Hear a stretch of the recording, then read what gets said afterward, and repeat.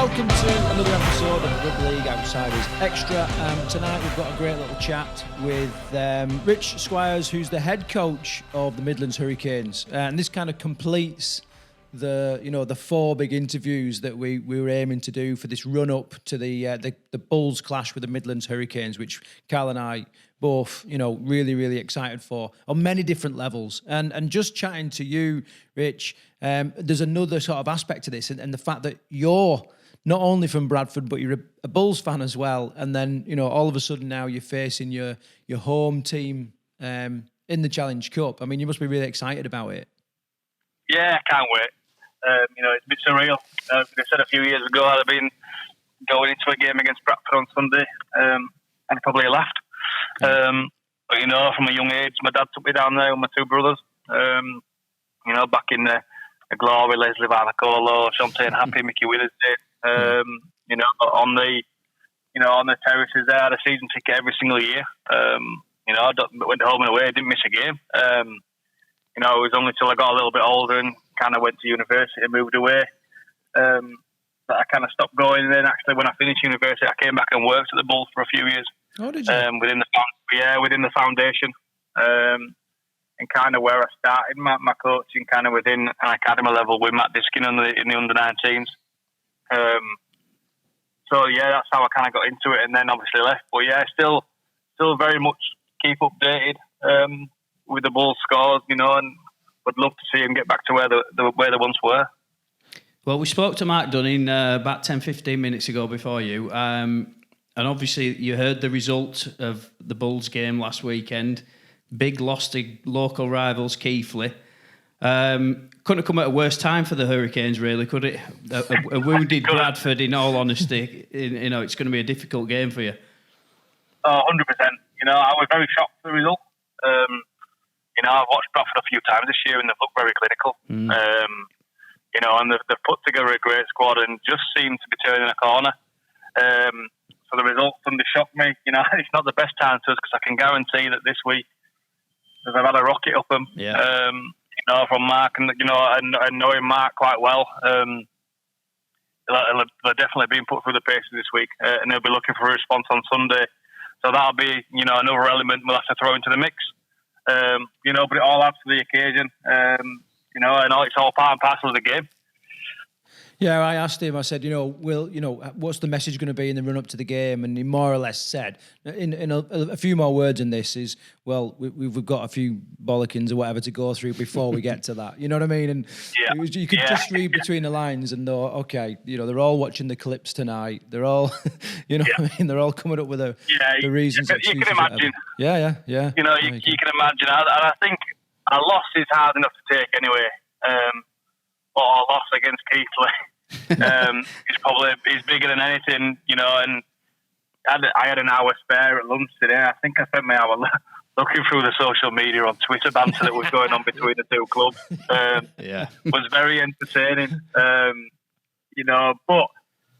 Keighley have signed very well and they've got that, in their locker. Yeah.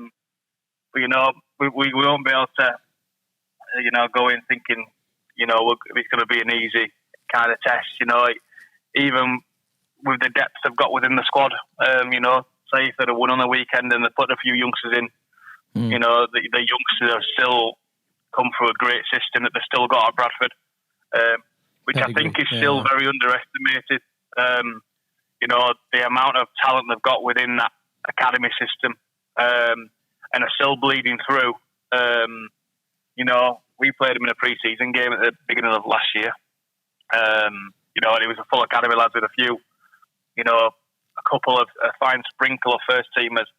And there's some real talent in there. And obviously they've come through this year, Miles Lawford, who has played a good handful of games, played in that. George Flanagan Jr., obviously, who signed a Super League contract next year, who was, really came in with a bang. So whether they played the first team or they played the academy, there's a lot of depth in that squad and a lot of talent. And they'll be looking to get the job done.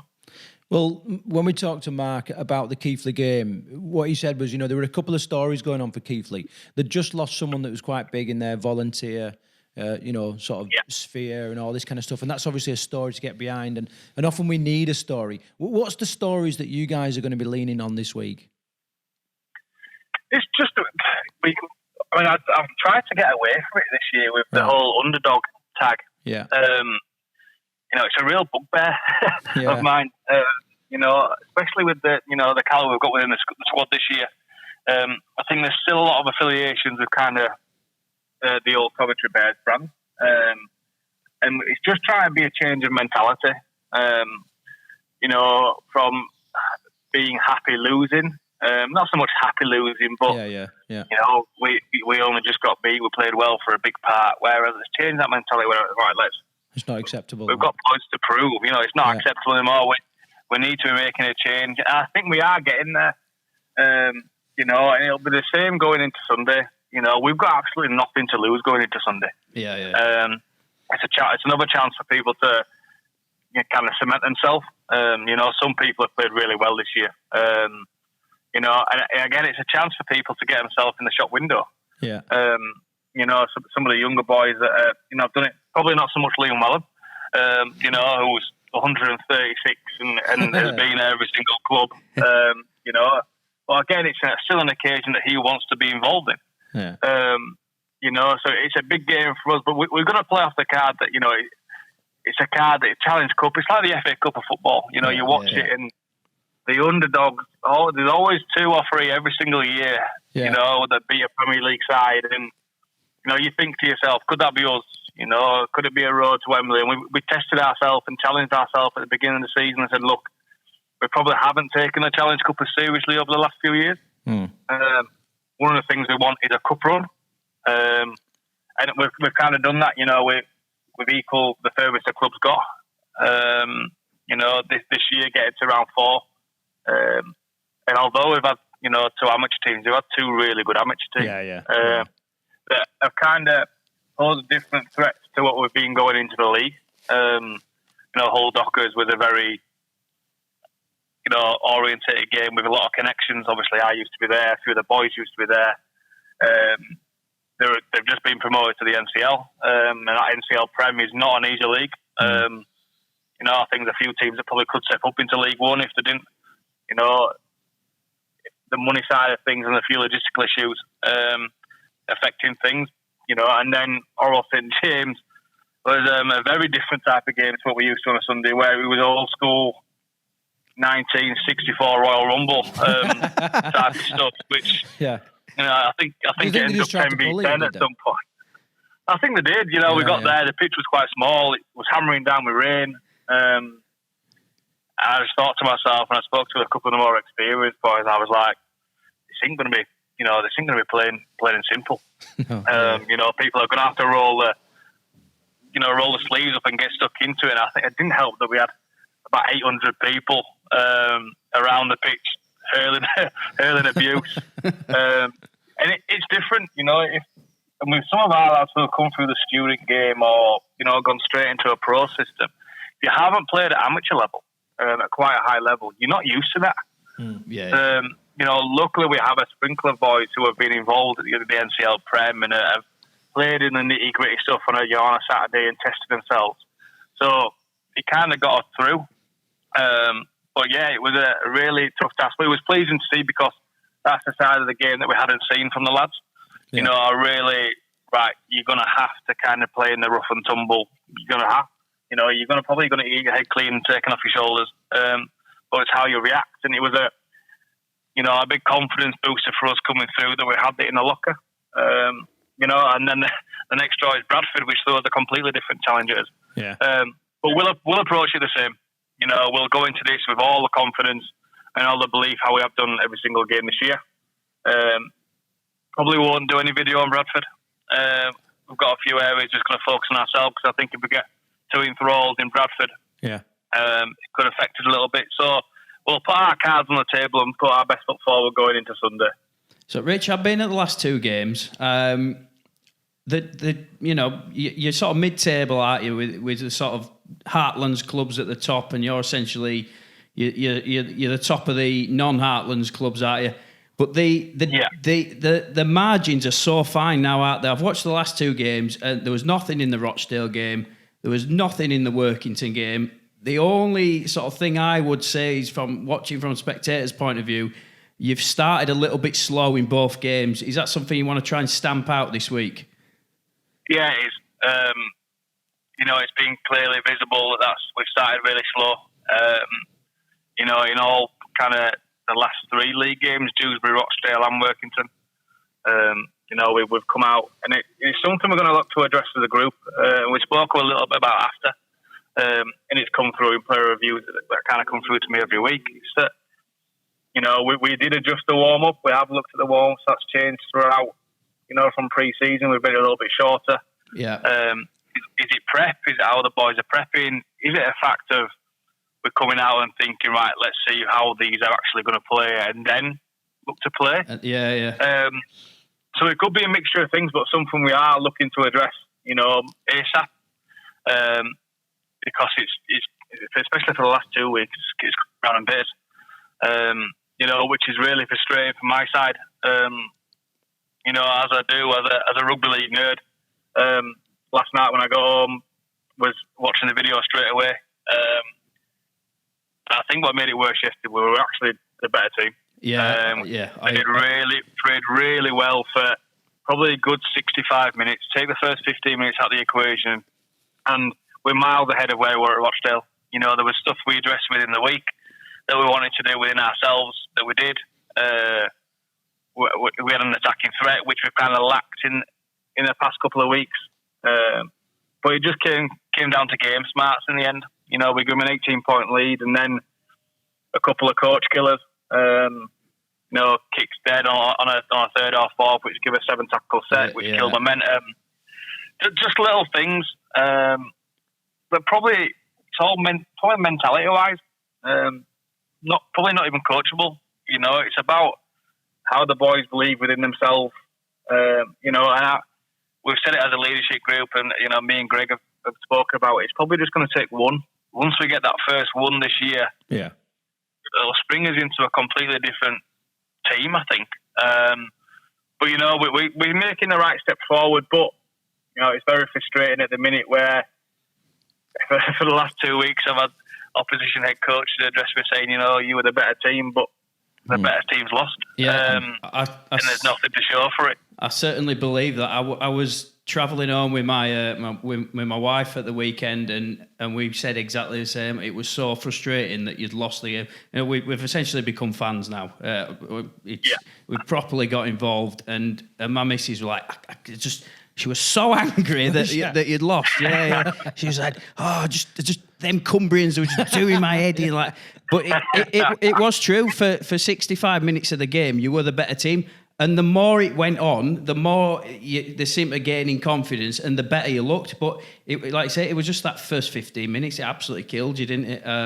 It does, and we can't keep it happening because 18 points is a big gap in this league. Luckily, looking at kind of people got beat around us, so it didn't affect us too much. Obviously, Dewsbury put a number on Rochdale. Then Oldham beat North Wales, which keeps them below us. And the main shock was Cornwall beating Scholars, which puts Cornwall up to 6th. But they've only played 2 games. It's still very early on in the season. And we've got, obviously, after Bradford, we've got a couple of weeks leading up to Hunslet where we can address a few things. And there's some bad bodies at the minute. We've had to do it tough. We've lost a few bodies in the last 2 or 3 weeks that are kind of a main part of our plan for this year. So we've gone to the drawing board a little bit, but it's just really frustrating. I'm a teacher throughout the week, and my kids can tell as soon as I walk through the door on a Monday morning. If I've won at the weekend and not make off, it'll be something that will get spoken about, and some of them are quite scared to ask me. And in some realities, it's easier to get beat by 70 points. Yeah. Because you can kind of throw it out on the table and think, right, you can just write it off. We obviously haven't been very good from start to finish. Back to the drawing board. But when you're the best team for 65 minutes, it's quite hard to kind of take in and kind of address, but it's something we've got to do. You know, we've got a platform to build off, and like I say, I don't think it's a million miles away. No, which is a very pleasing thing. Yeah, you've got to be aiming for top four, aren't you? That's got to be the realistic goal of the team this year. Yeah, I think with the way we've played, it's more than capable of doing it. But for that to happen, we've got to start beating the teams in and around us. Yeah. You know, as we've said, we've kind of got ourselves to the point where we're not linked with, you know, the London Scholars, Cornwalls, stuff. We've made the step up out of that, which is pleasing because it was always very frustrating, obviously, getting dragged into that crowd. You know, no district, obviously, Scholars being at their place last year and stuff, but we've come on a million miles on and off the field. You know, and our next step as a club is to competing with these guys. You know, the Rochdales, the Hunslets, the Workingtons, you know, Oldham, stuff around there. Obviously, North Wales are under a new kind of management structure this year. You know, and I think Workington were really good yesterday. They've got a great coach, Anthony Murray, who's done it the right way. You know, there was 17 players yesterday. There's 14 lads are from the local area and all stepped up from the local clubs. Yeah, great.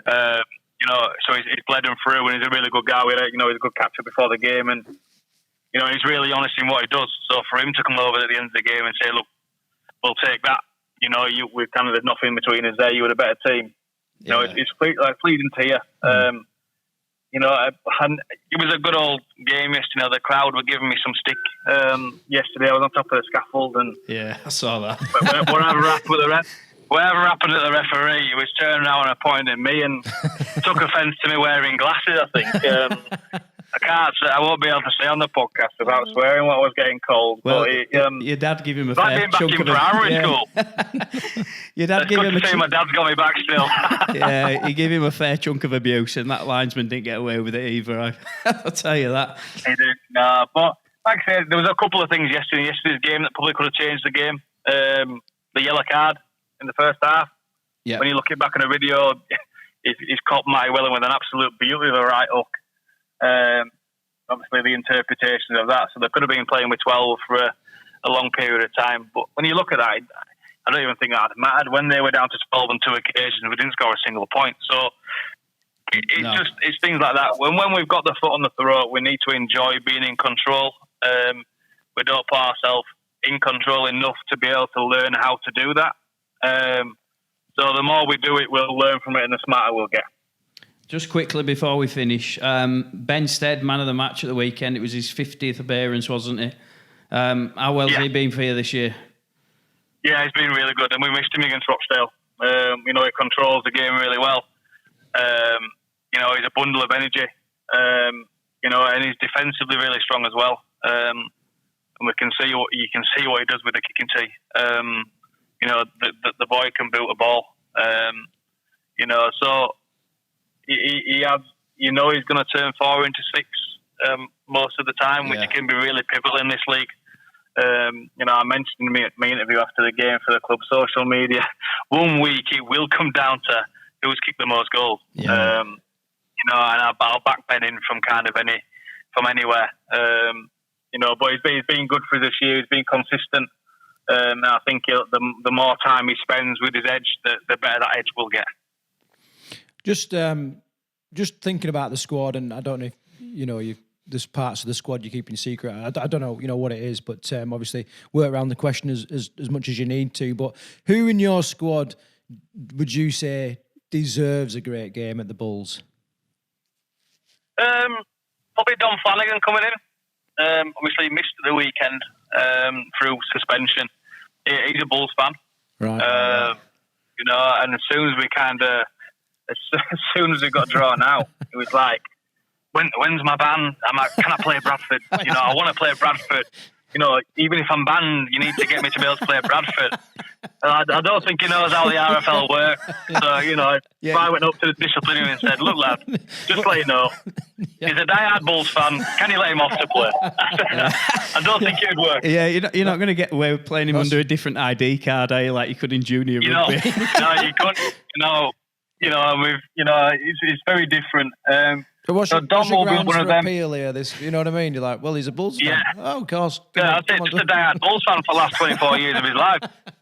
Yeah, done, overturned. You know, Ben Stead.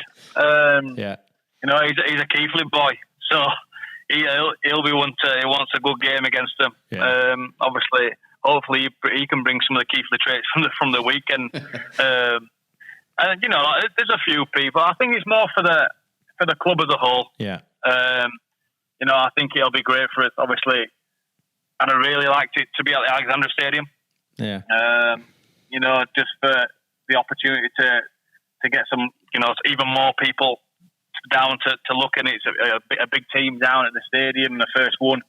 But logistically, it wasn't possible, so I was going to Bradford was the next best option. You know, and some of the lads won't have played in front of a crowd like they'll experience on the weekend. Yeah.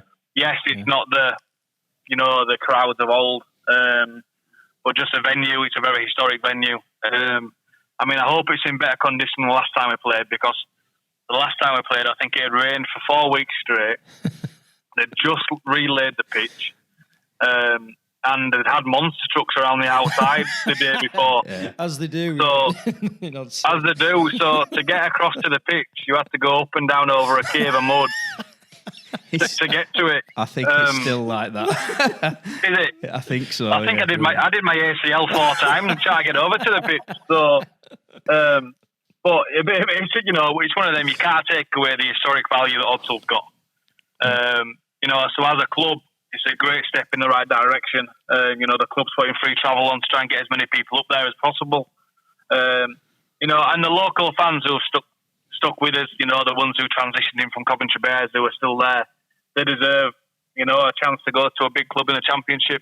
You know, and see the boys hopefully put on a performance to do the club proud. And see us move in the right direction still. And then the final thing, then, if you could chat to those fans and like give them a message ahead of the game, what would it be? Belief, really. Yeah. You know, we need, you know, as a group, we're trying to get the boys to believe in themselves. You know, and as a fan group, I know they do believe in them. No, they follow us home and away. Yeah. We need some chance. I've been trying to think off the top of the head to get some chance together. You have to get Greg on a drum or something, won't you? Well, if you think we did, it was strange. After we had the Rochdale game, I went out for a little bit of food with Mike and Greg, and Mike's quite a music man. Yeah. You know, well, he did the cowbell. Yeah, the Giants. He was the one who introduced that, and he said to me and Greg, he said, "Why not?" Like he said, "I've solved it." He said, "I'll bring the cowbell to Midlands." And me and Greg kind of looked at each other, was like, we want some noise, but I don't think I want to be that cowbell. One cowbell in rugby league's enough, isn't it? Well, that cowbell's made me turn off Sky TV on a Thursday night a good handful of times. Yeah. But now I know Mike was behind it, I think it makes it even worse. So a drum or a trumpet or something, but just not a cowbell. Yeah. But yeah, they've been really good. You know, and it continues to build.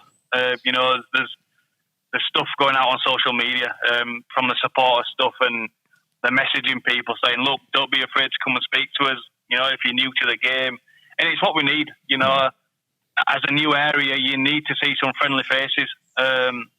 You know, and we've seen it because we're getting people down every single week and familiar faces coming back. You know, and new faces coming to us.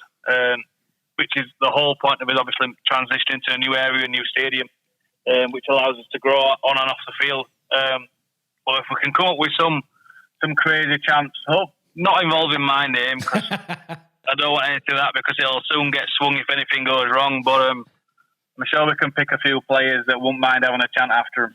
Yeah, well, we'll put it out there then. Any Hurricanes fans, they can come up with a new get song. Get that on social media, Paul. Yeah. They'll get a couple of beers from me after a game. Right. Brilliant. Rich, I've really, really enjoyed this chat. You know, you've been really insightful, very, very open and honest about, you know, your prep for the game and your expectations for the team. And, you know, Karl has said this about the whole of the Midland Hurricane sort of team and enterprises. We just love getting involved with the team, and you know, it was great to chat to you, and you've just been like the icing on the cake, really. So thank you very much from me. No problem. No, I appreciate your time. And me, Rich. Best of luck at the weekend. Hope it goes well, and we're there with you out with recording. So yeah. Well, I think the more interesting question is, what shirt are you going to be wearing at the weekend? Your Bull shirt or a Midlands shirt? Well, I'm going to have my Bull shirt on with my Midlands hat on, I think. Over the top. Take it off depending on the result. Yeah. All right. Cheers, Rich. Thank you very much. Rich. No problem. Thank you, Jen. See you later, mate. Bye-bye.